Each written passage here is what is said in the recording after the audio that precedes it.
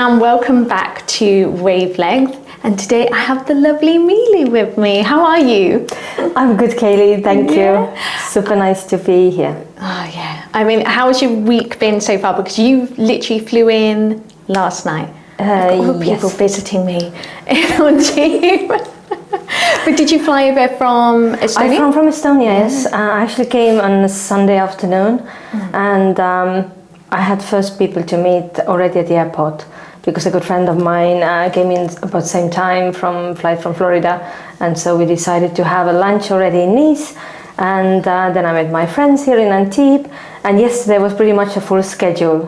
Today was Tuesday and I came here for the boat show and we haven't even got started. But I kind of love that we have that yachting community. I've had that before where I've been on a plane to go somewhere and I literally looked across the aisle and saw one of my industry colleagues sat there. I was like, oh, hi. Because you are all traveling all over the place all the time, but you end up with this beautiful community. Well, definitely. Well, one thing for sure, nobody's taking plane for where I'm coming from. No one's coming from Estonia. Nobody's pretty much coming from Estonia. I love Estonia though, it's beautiful there. Yes, I think so, yeah. But I mean, obviously beautiful here too. This is one of my all-time favourite times of year down here because you're just starting to get snow on the mountains, but it's still sunny, so you've just got a couple of yachts out there. And this morning I was thinking about you because I was looking out and could see Breakthrough on the water from where I was, and I was thinking about so incredible that we have one of the first hydrogen fueled yachts here. And I know that every time that we have shows, talks, conversations, or even just things that are being published within the media, a lot of it is around that sustainable practice in new builds. It's been a focus for a while now and it's not going away anytime soon. And then I thought of it, I was like, that's a great conversation to have, sustainability. But the conversations we have, I think it's just so important and needs to have much more of a focus. So can you explain for everyone who don't know what Holistic Interiors does? Yes, so Holistic Yacht Interiors is, in a nutshell, an interior consultancy company which is connecting land and sea, focusing on interior new builds and connecting the construction with operation. And a lot of what you talk about, a lot of what you've kind of been out there about is the importance of getting crew involved in that new build process. Like, to me, it kind of seems like an obvious thing that the crew are the ones who are kind of living, working, and probably spending a lot more time on board than the owners, but they're not always thought about or involved in that new build process, are they? Not necessarily, yes. So where did your love for new builds go? Were you involved in a new build before and that's where it happened? Yes, very much so. Actually, my journey in yachting started on board a 49-meter boat, and she was undergoing a 5-year refit. And although I just joined and I knew that I need to learn my ropes and understand the industry, I was a second stew there. I was straight away attracted to the, let's say, the technical, the construction, the design, the setup side of things. And after that, the next jobs I have, I deliberately went to that direction. So that was 13 years ago, and during that time I've been part of 5 large new builds from 80 to 145 meter. That's impressive. I absolutely love it. Like, obviously a lot of what I do, I'm office based, it's all about crew welfare and things, but the times that I've gone into shipyards and things, I just look up at those boats and the work that's being done, and I'm always just in awe of what's happening. And I've spent time in shipyards and I have had certain crew members there, and usually I see sort of like a captain and an engineer, but quite often the interior side doesn't get thought about until much later. Yes, I think that the main reason for that is that, like you said, the technical and the deck side is much better represented in the projects. these areas, maybe for a usual person, seem just a bit too complicated. It's a funny dynamic sometimes in a big kick-off meetings about the build or in the yard when people start to talk about technical things. Everybody, you want to have a coffee? You know what? Shall we check something? Because they can't really, they can't contribute because it goes above the head. It's very, very complicated. But once we start talking about interior, everybody has been in a nice hotel or they stayed in or dined in a nice restaurant. So everybody has an opinion, and it's kind of a wrong assumption that this happens by itself. And this can be sorted out later. Because the thing is, a lot of the times when we're talking about the interior, we tend to think about the guest areas and we tend to think about the aesthetics, what that looks like aesthetically, but that's not necessarily working for the stews and the people internally from a practicality side.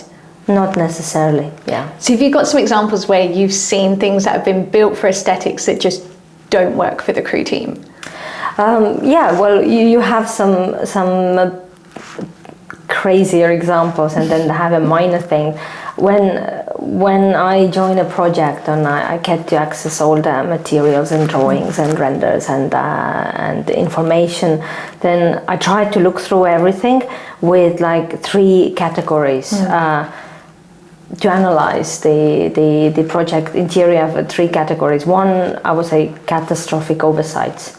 So that kind of means this kind of constructural or concept mistakes which are very difficult, if not impossible, or extremely expensive to fix and will affect the life for crew and for the guests as well. And then you would have the traditional operational functionality, just that things flow, how some doors are open, the spaces, the storage. And then the last, but absolutely not least, is the comfort, the creature comfort, that these places are also inviting, and that merely concerns the crew. So when you ask for the examples, I think one of the craziest ones I've ever seen is that the guest wardrobes were tiny enough that the hanger didn't fit in. And so when you talk about the functionality, everybody related to crew, and there's always sometimes a perception like, this crew things, they can figure it out, we deal with it later. But actually it's not crew, it's also the guest experience. It's because you only have a finite amount of space, but you also, you know how big a coat hanger is. Yes, so it should be a little bit larger.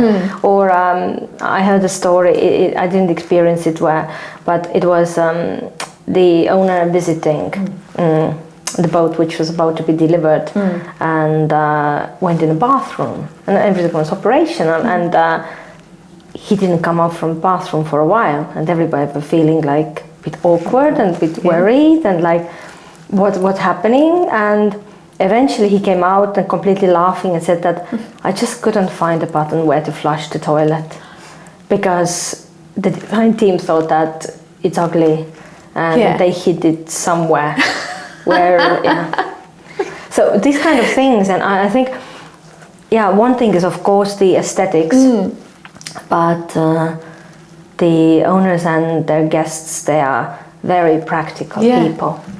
Actually, I can't imagine being sat down on the toilet and like just looking around trying to find where the flush is.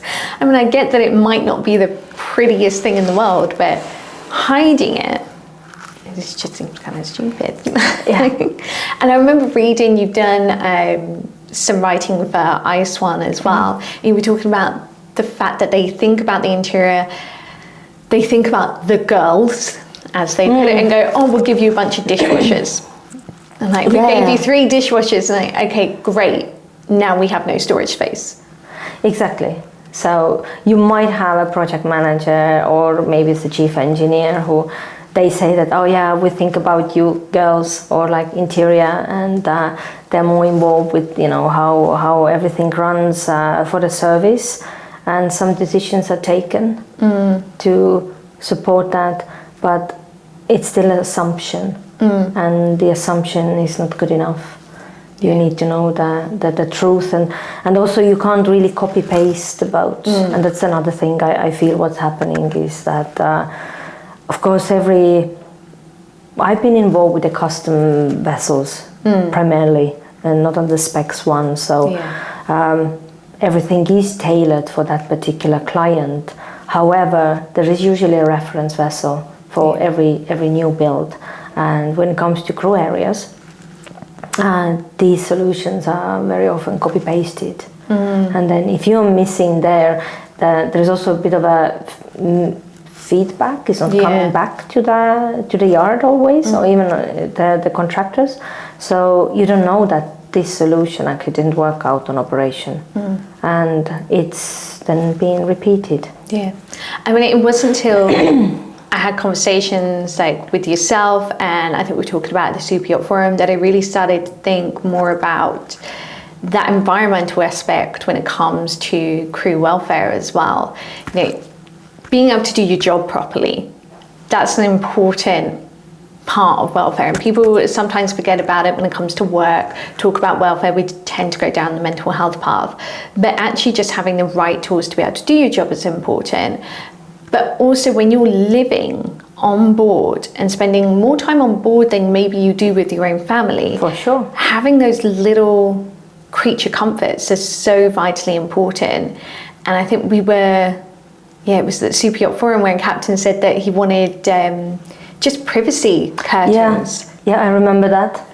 And it seems like such a simple... It should be like a standard, like the bare minimum what you would have, right? To have that little privacy in that tiny cabin. Again, maybe my experience primarily has been with very experienced shipyards, where I want to say that also for crew there is a lot of very good standard solutions. However, I still always think we can do more. We can do more, and one very important factor which is not really thought through or introduced, I find, is like the wayfinding and signage on board. How that can be actually, how the space can hold the space, so to say, because like in residential and in hotels and actually bigger cruise ships, it's kind of spatial design. This is the new way of designing, actually. So the colors, the signage, the maybe there is an artwork, just all this environment on board, it actually supports you. Interesting. It is interesting, and we did in one of the projects a little bit of that, and was kind of the project manager was very forward thinking. It wasn't maybe that easy even to sell it to the management, but it turned out to be a very, very useful feature. And if you imagine a situation, you have a large boat, I don't know, 10 decks, 7 decks, it's 2 a.m, you already worked 18 hours, and then you're coming with elevator and coming out from this elevator like, what floor that is, what floor that is, or you're a new stewardess, you're new to the service, and say, go get that specific, I don't know, ketchup there from the from the store. That poor stew goes there and stays there.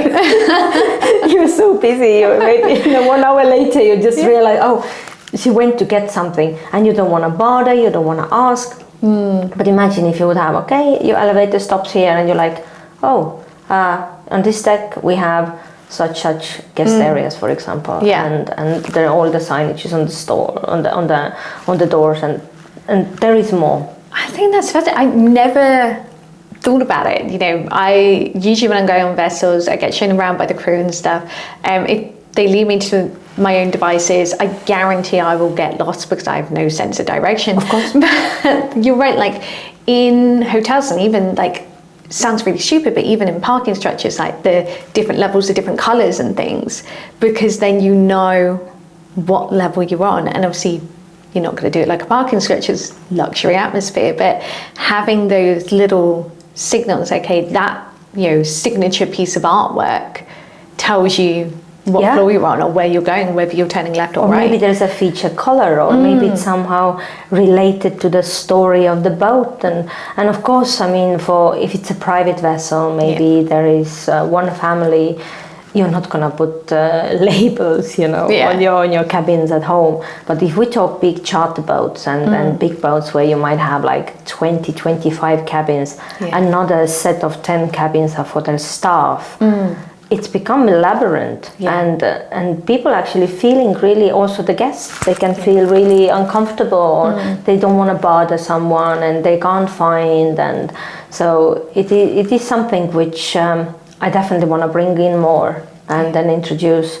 And it's also the safety, you know, like especially when you're new on board, yes, you have drills, etc. But when all those fire-tight and watertight doors close, then the interior changes completely.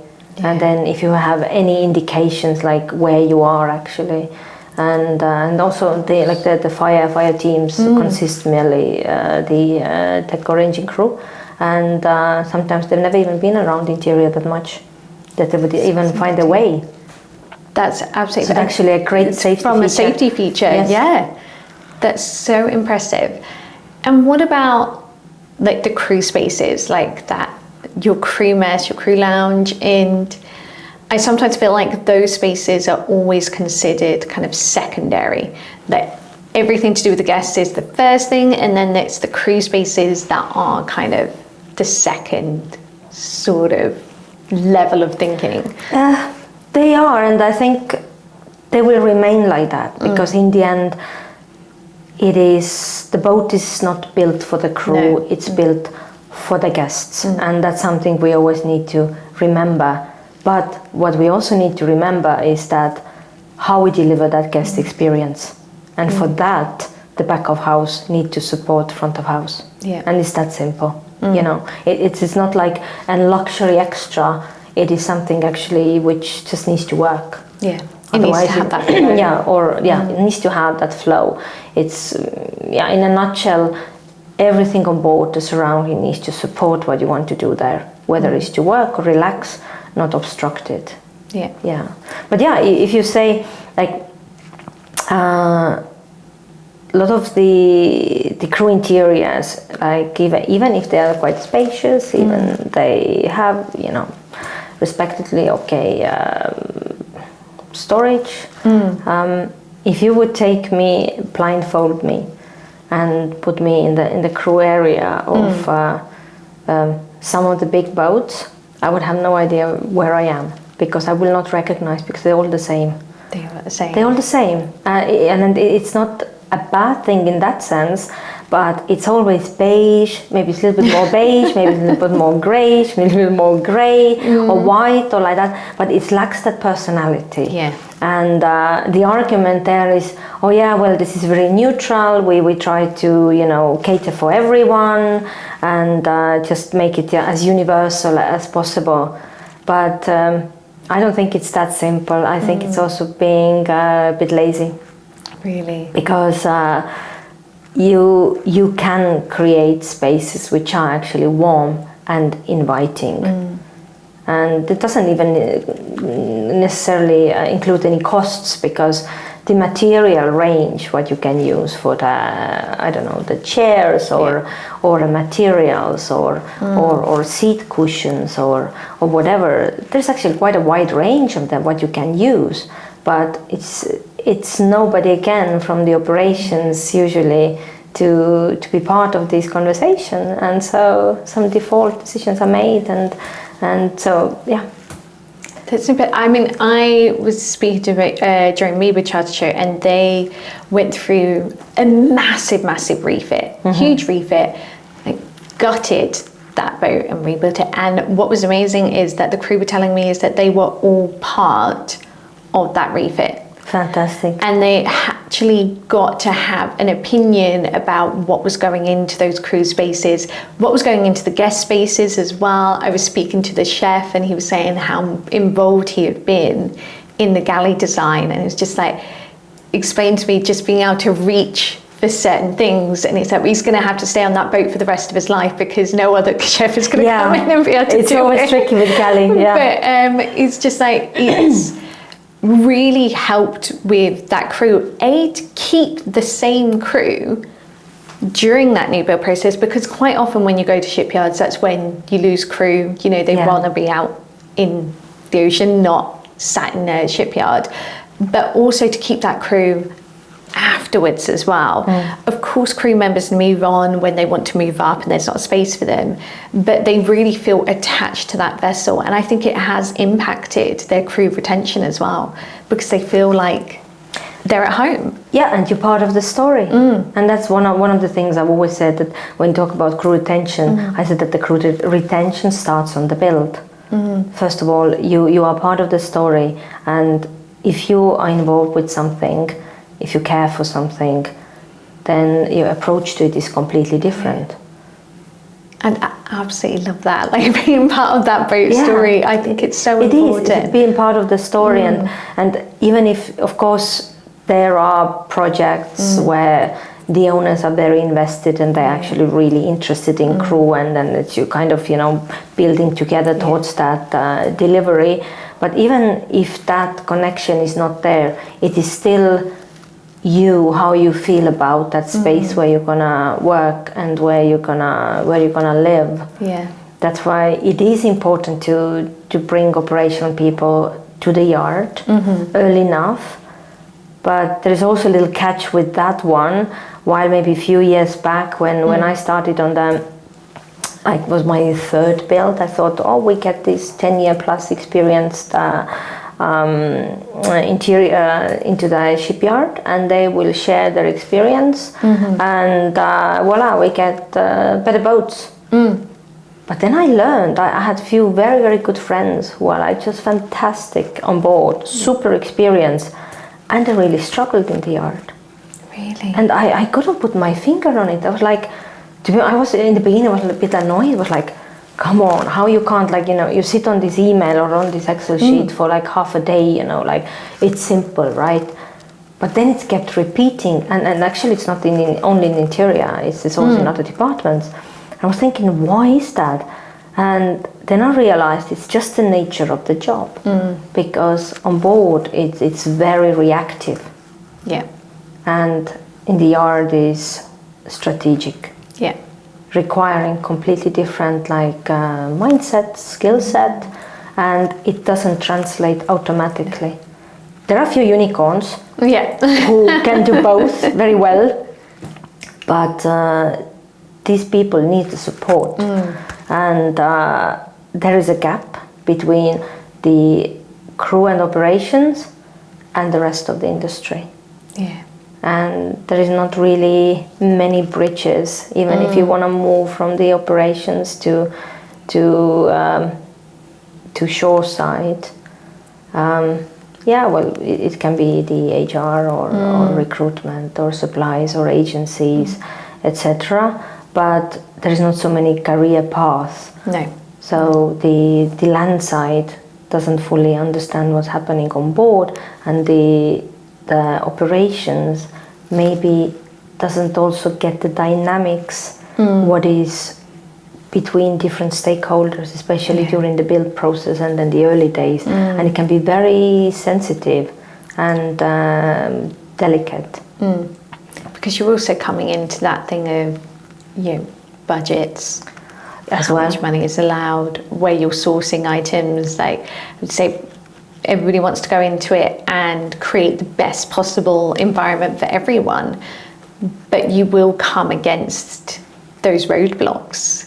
You do, and the crew who joins the build process, they need to become an asset. They have that information, but there needs to be a way to utilize that information. Of course, ideally, you would think that you have the team, the initial team, maybe the owner itself, and broker, designer, shipyard, all these people who would welcome the operational know-how. Yeah. And then when maybe some questions are asked, which maybe are not realistic or not relevant at that stage, they would, gently guide that, okay, that's a good point, but, we can look into this later, but what often happens is that if, as an operational person, you don't know the dynamics, you can make a comment which is uncomfortable for the others. Yeah. And then it's much easier to say, no, we don't want a crew. We don't want a crew until a later stage. Yeah. So, and this is what my company basically does. This is the pain point what I learned being on the builds. Yeah. That there is many hats to wear, and maybe you have experience as well when the senior crew takes a job on a new build as a build stew or interior manager. The expectation versus the reality can be very different. So, do you think part of the solution there needs to be more education on both sides of it? Exactly. More education on both sides. It's absolutely amazing. If you are a crew member sat on board right now listening to you thinking this sounds really interesting, how can those crew members get more involved in that build process? Because is that door really open to them, I guess? I think the door is open. I think in this way there is a definitely need for the crew in the new builds, but we just want to have the people who love it and thrive it and actually contribute to that project. To be honest, I don't know if you can learn it today unless you've done it and have it like a hit and miss. Yeah. So I understood that already a few years back, and that's a job I want to do. Yeah. So have to stay tuned. There might be coming something which will help to understand more of this process. Yeah. So that's like the future for holistic interiors. Yes. Yeah. So now the service, let's say, or the client is more for me the owners, owners reps, management companies, build captains, designers, interior contractors as well. But there is also a third direction which is chosen in the beginning, but I haven't fully launched it, which is the senior crew, and to help them actually understand the process. Yeah. And create something, and get that feedback from them as well. And getting that feedback and basically teaching that in detail, not just theoretically that you have the courses about Yacht's management and the generic things, but if you are going to that yard and you maybe the second person in the owner's team and they give you that empty laptop and a GA, a boat's plan, which very likely you can't read because nobody has really told you what you should be reading out from there, and they give you a date somewhere in the future, whether it's 6 months or 24 months out, to prepare a fully functioning interior, then your generic knowledge will not help you. No. You need to know how it's gonna go, what are your bottlenecks, what are your icebergs, who are the people in the project, who you can approach with what, which stages, when you need crew, when you need these decisions done. There is so many things and everything is interlinked, and this is something what I want to develop to help people to not to burn out and actually enjoy the build, because I think the build process is that bridge which connects you to the shore side, and it's been for me. Yeah. Absolutely. Because it would be very difficult to be only on the operation and step off and just introduce your own company without being part of the build. Obviously, my boat is about the new build, so naturally. But I think it would be very, very difficult. It's these connections and understanding what has carried me from one part to another. That's Fascinating. Thank you so much for explaining to us about obviously what it is that you do and the importance of crew involved in that process. What we now want to do is learn a little bit more about you as a person. So I've got a couple of just little questions for you. Of course. So obviously you've spent time on board yourself. If you were going to go back on board today, what position would you want to be in? Probably the same position. See, people saying the same position. Do you want to try something new? No, well, I had a little diversion. When I started on commercial boating, so I was altogether at sea for 20 years. And I was always more administrative role. I was like in the front desk, purser's assistant, and so. But on yachts, I moved straight to the interior side, and from second stew, and then pretty much chief stew or interior manager all the way. When I was in industry, yes. But there was one little patch for a year where I was a purser also on a new build, a very big new build, a very challenging new build, and. I realized that this job is so important, but so much responsibility, and you're so alone there. Yeah. So it's maybe easier because you don't have a big team to deal with. But big team is fun. I do enjoy people. I love people. You want to be in the thick of it, in with all of those people. Yes. Yeah. I'm locking myself away in the galley. That's where I'm going. Like, just so I can cook and make cakes and things like that. Well, I think you have that balance as well. But saying that, I'm actually by nature I'm more a loner. So if I'm looking back to yachting, I can't say that I'm actually a perfect fit for it. Which is a strange paradox, because you can go actually for years doing something which you enjoy, which you're relatively not very good at, but then in hindsight you feel that maybe it's not never fully been you. And I think the build side of it was always which was it was always more me. And I am a team player, but I definitely need my own space. Yeah. So it was always balancing these things for me. Interesting. That's really, because I can 100% see that as well. Like, the strategic side of the build is so different to what you are doing every single day. And like you say, it's very reactionary on board.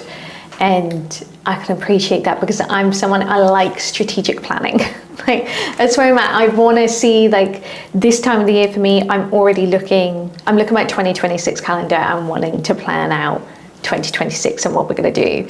And being on board for me always seems like it would probably, especially in the interior, would probably be my hell, because it's constantly reacting to things, it's constantly cleaning and just constantly responding to requests and things. I'm like, well, I'd like to know that earlier. So I think that's probably a lot of stewardesses listening to this thinking, yep, you've just got to be prepared to just respond immediately. You are, and then, well, but then there is another paradox.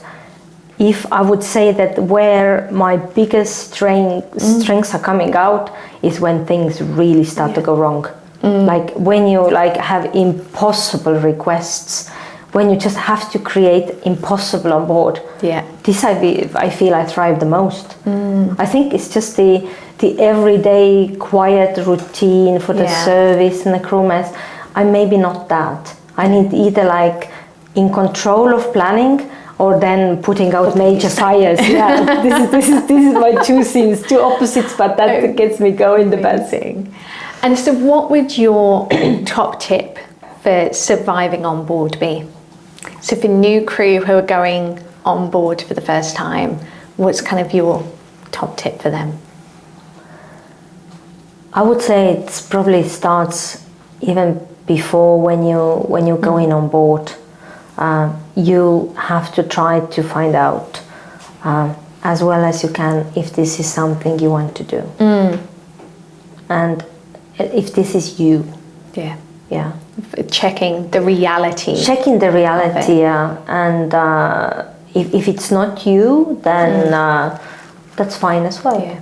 And then if it's not you, after a while, you get tired, maybe from interaction or hospitality. That's fine as well. I do have a formula which was given to me by one of my first captains when I ever joined the boats. I worked in Oman, then in Middle East, and he said to me is that for happy life on board, you should do your job as good as you can. Don't talk anything about anyone. Be away from all the gossips, and even don't talk good or bad about anyone, and stay out of politics. Stay out of politics. I think that's a really key thing. So if you will do that, you will have a happy life on board. And 20 years later, I would say he's right. Meeli, thank you so much for joining us today. I really appreciate it. It's been absolutely fascinating. Thank you, really Kylie. Amazing. And I really hope that that's kind of encouraged some more crew to kind of learn more about that new build process. Of course. And to get involved. I mean, you can find me also in LinkedIn or in Instagram. So if you have any questions, thoughts, or concerns, or something somebody wants to share, absolutely happy to get connected and help and share what I know. Thank you. And so everybody, thank you so much for listening. Please don't forget to follow, like, and share. And we'll be back in week after next. Thank you.